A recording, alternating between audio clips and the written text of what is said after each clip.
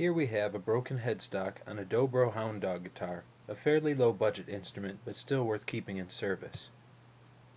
For fully separated headstocks such as this, I built this jig years back, which allows for much greater precision and control over both the positioning and the clamping pressure on the headstock.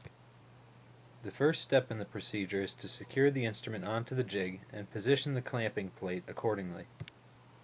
My general aim is to preserve as much original wood as possible. Still, there will often be errant fibers loose which can impede a proper refitting of the joint.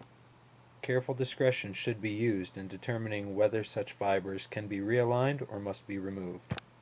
With the clamping table set up and the joint properly cleaned, this is as tight as I can press the joint together by hand.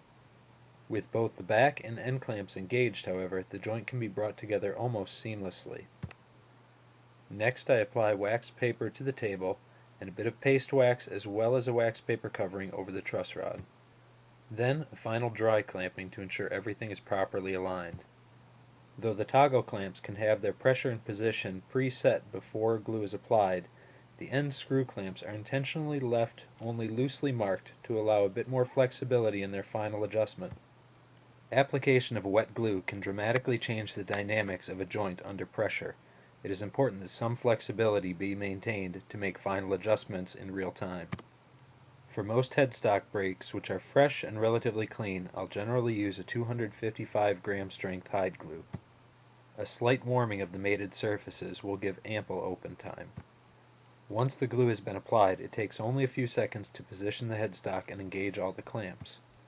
This clamping arrangement offers a high visibility of the joint, allowing for minor pressure changes to be made based on real-time observations. Here is the face of the headstock freshly removed from the jig.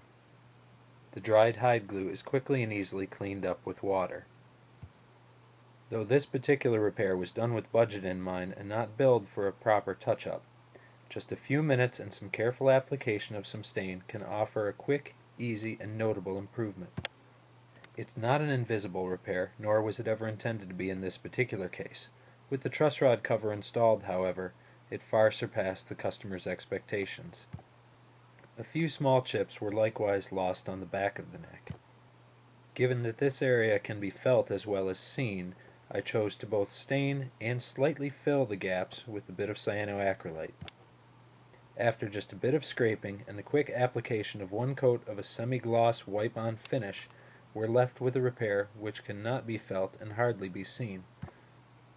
This is not a restoration level repair, but is perfectly suitable for the instrument and the needs of its owner. It now looks fine, feels fine, and in practical terms is as strong as it was before the break.